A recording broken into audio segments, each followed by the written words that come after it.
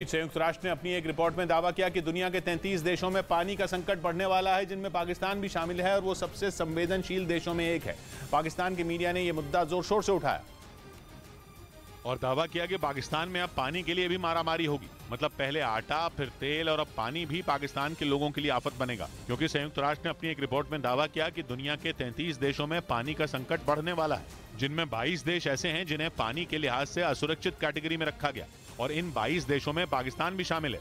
संयुक्त राष्ट्र ने अपनी रिपोर्ट में दावा किया कि दुनिया भर में जल संसाधन घटे हैं, जिसका नतीजा यह होगा कि आने वाले समय में पीने का पानी लोगों के लिए सपना बन जाएगा। संयुक्त राष्ट्र की रिपोर्ट में लिखी ये बात डराने वाली है, क्योंकि रिपोर्ट में दावा किया गया कि दुनिया भर के करीब 70% लोगों यानी करीब 550 करोड़ लोगों के लिए साफ और सुरक्षित पानी मौजूद नहीं है, जिनमें Pakistan, Afghanistan, Sudan, Solomon islands, Djibouti, Haiti, Somalia, Libya, Yemen और श्रीलंका जैसे देशों के लोग शामिल हैं। यानी अनाज के दाने दाने के लिए तरसने वाले पाकिस्तान के लोग पानी की बूंद बूंद के लिए भी तरस सकते हैं, क्योंकि संयुक्त राष्ट्र की रिपोर्ट में दावा किया गया कि वहां पीने के पानी की जबरदस्त किल्लत है और मौजूदा हालात में वहां की सरकार इसे सुधारने के लिए कुछ नहीं कर सकती।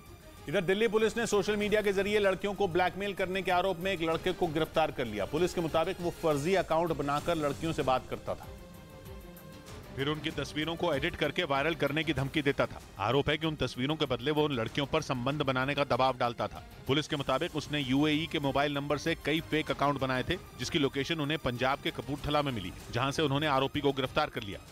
उधर चीन से तनातनी के बीच ताइवान ने मध्य अमेरिकी देश हॉन्डुरस से अपना राजदूत वापस बुला लिया। ताइवान ने यह कड़ा फैसला हॉन्डुरस के विदेश मंत्री के चीन रवाना होने के बाद लिया। उसकी ओर से बयान जारी किया गया, जिसमें ताइवान ने कहा कि हॉन्डुरस ने दोनों देशों की 80 साल की दोस्ती भुला दी और चीन की तरफ चला गया, जो ताइवान को बर्दाश्त नहीं, क्योंकि चीन ताइवान की पहचान मिटाने पर तुला हुआ है। ताइवान ने बयान जारी किया कि अपने विदेश मंत्री को चीन भेजकर हॉन्डुरस ने ताइवान के साथ अपनी 80 साल की दोस्ती को भुला दिया, जिससे ताइवान की सरकार और लोगों की भावना को चोट पहुंची और इसीलिए ताइवान ने हॉन्डुरस से अपना राजदूत वापस बुला लिया। मध्य अमेरिकी देश हॉन्डुरस के राष्ट्रपति ने पहले ही कह दिया था कि हॉन्डुरस के विदेश मंत्री चीन से बात करने वाले हैं, जिसका सीधा मतलब यह हुआ कि हॉन्डुरस चीन के पाले में जाने वाला है, जिसके बाद चीन की वन चाइना पॉलिसी उसे ताइवान से रिश्ते नहीं रखने देगी, क्योंकि चीन ताइवान को अपना हिस्सा मानता है। वैसे पिछले कुछ सालों में चीन ने कई मध्य अमेरिकी देशों से करीबी बढ़ाई है और अगर हॉन्डुरस ने औपचारिक तौर पर ताइवान से रिश्ता तोड़ दिया तो इसे चीन की बड़ी कामयाबी समझा जाएगा, क्योंकि तब केवल दुनिया में 13 देश बचेंगे जिनके ताइवान से राजनयिक संबंध रह जाएंगे। क्योंकि मध्य अमेरिका में एक के बाद एक ताइवान को कई झटके लगे हैं। मध्य अमेरिकी देश निकारागुआ पहले ही ताइवान से रिश्ते तोड़ चुका है और अब हॉन्डुरस भी उसी राह पर चल पड़ा है। मध्य अमेरिका के इस देश की सीमा ग्वाटेमाला और निकारागुआ से भी लगती है। ये है तो छोटा सा देश, लेकिन इसकी सीमा प्रशांत महासागर और कैरिबियन सागर दोनों से जुड़ती है। यही वजह रही कि ताइवान और चीन दोनों के लिए इस देश की अहमियत है। वैसे हॉन्डुरस का पड़ोसी देश निकारागुआ ताइवान से अपना रिश्ता खत्म कर चुका है, जबकि ग्वाटेमाला अब भी ताइवान का दोस्त है। इसके अलावा मध्य अमेरिकी देश बेलीज भी ताइवान के करीबी देशों में एक है। लेकिन धीरे धीरे मध्य अमेरिका में ताइवान की पकड़ कमजोर हो रही है, जिससे ताइवान ही नहीं अमेरिका भी कमजोर पड़ेगा, क्योंकि चीन के दोस्तों का नंबर बढ़ना ताइवान और अमेरिका दोनों के लिए खतरे की घंटी है। हालांकि अब तक चीन और हॉन्डुरस ने कोई औपचारिक ऐलान नहीं किया है, लेकिन ताइवान ने हॉन्डुरस से अपना राजदूत वापस बुलाकर 80 साल पुरानी दोस्ती खत्म होने की ओर इशारा कर दिया। इस बीच पश्चिमी मीडिया ने दावा किया कि रूस से निपटने के लिए 4 देशों ने एक साथ आने का फैसला किया। बताया गया कि स्वीडन, नॉर्वे, फिनलैंड और डेनमार्क मिलकर ज्वाइंट एयर डिफेंस बनाएंगे, ताकि अगर रूस उन पर हमला करे तो वो एक दूसरे की रक्षा कर पाएं। पश्चिमी मीडिया के मुताबिक इसीलिए स्वीडन, नॉर्वे, फिनलैंड और डेनमार्क ने मिलकर ज्वाइंट एयर डिफेंस बनाने का ऐलान किया। बताया गया कि चारों देशों ने इसके लिए एक समझौते पर हस्ताक्षर भी किए।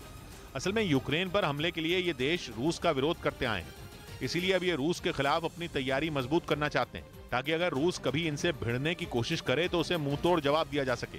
पश्चिमी मीडिया के मुताबिक इस समझौते के तहत चारों देश जरूरत पड़ने पर एक साथ मिलकर दुश्मन पर सैन्य कार्रवाई भी करेंगे। इधर बिहार के दरभंगा में एक ट्रेन का इंजन पटरी से उतर गया, जिसकी वजह से वहां रेलवे ट्रैक को बंद करना पड़ गया।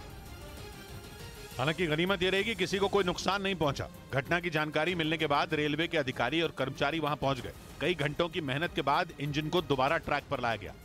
उधर खबर है कि बांग्लादेश की नौसेना को मजबूत करने के लिए चीन बड़ी मदद करने जा रहा है। दावा कि चीन वहां एक नेवल बेस बनाने वाला है, जिसे वो 2030 तक तैयार कर बांग्लादेश की नौसेना को सौंपने की तैयारी में है। बांग्लादेश की नौसेना के लिए बनाया जा रहा ये अड्डा आकार में इतना बड़ा होगा कि उसमें एक साथ 6 पनडुब्बियां और 8 जंगी जहाजों को रखा जा सकेगा। इसके अलावा वो कई खतरनाक जहाज और पानी के अंदर तहलका मचाने वाली पनडुब्बियां भी उसे मदद के तौर पर देने वाला है। हालांकि दावा किया जा रहा है कि बांग्लादेश को मिलने वाले ये जहाज पुरानी तकनीक से लैस हैं।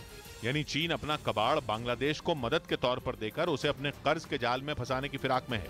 ठीक वैसे ही जैसे उसने पाकिस्तान और श्रीलंका के साथ किया था। आशंका जताई जा रही है कि वो ये सब समंदर में भारत को चारों तरफ से घेरने के लिए कर रहा है, क्योंकि पाकिस्तान और श्रीलंका पहले से ही उसके एहसानों के तले दबे हैं और अब वो बांग्लादेश को भी अपना मोहरा बनाने की कोशिश में है, जिसके लिए वो बांग्लादेश को टैंक, फाइटर जेट, जंगी जहाज और एयर डिफेंस सिस्टम के साथ ही कई घातक हथियार भी दे चुका है। इसके अलावा उसने बांग्लादेश को पिछले कुछ सालों में कई स्टेल्थ मिसाइलें भी दी हैं, जो दुश्मन के रडार को चकमा देने के लिए जानी जाती हैं। दावा है कि चीन ने बांग्लादेश में पिछले कुछ सालों में 38 अरब डॉलर यानी भारतीय रुपयों में करीब 3 लाख करोड़ से ज्यादा का निवेश किया है और आशंका जताई जा रही है कि वो इतनी भारी भरकम रकम के बोझ तले बांग्लादेश को दबाना चाहता है ताकि वो आने वाले वक्त में भारत के खिलाफ उसे प्यादे की तरह इस्तेमाल कर सके। इस बीच यमन के पास लाल सागर में 8 साल से भटक रहा तेल से भरा एक सुपर टैंकर कभी भी फट सकता है। संयुक्त राष्ट्र ने चेतावनी दी है कि अब वक्त बहुत कम है और अगर कुछ नहीं किया गया तो सऊदी अरब से लेकर अफ्रीका तक कई लोगों की जान खतरे में पड़ जाएगी, क्योंकि उस टैंकर का तेल समंदर में लीक हो जाएगा और तेल से प्रदूषित पानी कई देशों तक फैल जाएगा। 2015 में यमन में जंग तेज हो गई थी और 10 लाख बैरल से ज्यादा तेल लेकर जा रहे टैंकर को लाल सागर में लावारिस छोड़ दिया गया था। अब वो जहाज टूटने लगा है। संयुक्त राष्ट्र ने आशंका जताई है कि या तो वो अब किसी भी वक्त डूब सकता है या फिर फट सकता है और अगर ये हुआ तो तबाही मच जाएगी। लेकिन दिक्कत यह है कि संयुक्त राष्ट्र हादसे को रोकने के लिए अरबों डॉलर का बजट ही नहीं जुटा पा रहा। इधर पंजाब के अमृतसर में बीएसएफ के जवानों ने पाकिस्तान सीमा के पास 6 किलो हेरोइन बरामद की। दावा किया गया कि पाकिस्तानी ड्रोन से इसकी तस्करी की गई, जिसकी कीमत करोड़ों रुपए बताई गई। 6 किलो हेरोइन को 4 पैकेट में छिपाया गया था, जिसे सेना के जवानों ने एक खेत से बरामद किया। आरोप है कि ड्रोन की मदद से पंजाब के कई जिलों में ड्रग्स की सप्लाई करने की तैयारी थी, लेकिन बीएसएफ के जवानों ने पाकिस्तान के इस प्लान पर पानी फेर दिया। उधर अब तक आर्मेनिया और अजरबैजान दोनों से रिश्ता बनाए रखने में जुटे पुतिन अजरबैजान पर भड़क गए। रूस ने आरोप लगाया कि अजरबैजान शांति समझौते को नहीं मान रहा। यही बात अजरबैजान को पड़ोसी आर्मेनिया भी कई महीनों से कहता आ रहा है, पर रूस अब तक चुप बैठा था। इस वजह से आर्मेनिया कई बार रूस से दोस्ती तोड़ने का इशारा भी कर चुका है और आखिरकार रूस ने भी मान लिया कि उसने 2020 की जंग खत्म करवाने के लिए आर्मेनिया और अजरबैजान के बीच जो सीज फायर एग्रीमेंट करवाया था, 2 दिन पहले अजरबैजान ने उसे तोड़ दिया। 2020 में आर्मेनिया और अजरबैजान के बीच 6 हफ्तों तक खूनी जंग हुई थी। तोप गोलों और बमों की बरसात में 6,500 से ज्यादा लोग अपनी जान गंवा बैठे थे। लड़ाई हुई थी नागोर्नो कराबाख इलाके के लिए, जो कि वैसे तो अजरबैजान का हिस्सा है, लेकिन वहां बहुसंख्यक आर्मेनियाई मूल के लोग हैं।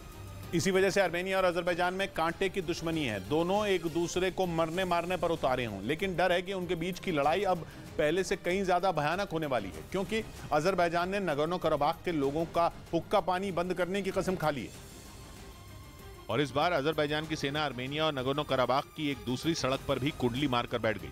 अजरबैजान के लोगों ने बीते दिसंबर से नागोर्नो कराबाख को आर्मेनिया से जोड़ने वाले लाचिन कॉरिडोर पर ब्लॉकेड लगाया हुआ था। लाचिन कॉरिडोर नागोर्नो कराबाख को आर्मेनिया से लिंक करने वाला इकलौता रास्ता है। आर्मेनिया का आरोप है कि कॉरिडोर के बंद होने की वजह से वो नागोर्नो कराबाख तक खाने पीने का सामान नहीं पहुंचा पा रहा। इस वजह से आर्मेनिया के लोग ब्लॉकेड को बाईपास करने के लिए पास से गुजरने वाली एक कच्ची सड़क का इस्तेमाल कर रहे थे, लेकिन अजरबैजान ने दावा किया कि आर्मेनिया उस सड़क के जरिए हथियार सप्लाई कर रहा था, इसलिए उसकी सेना ने उसे भी बंद कर दिया।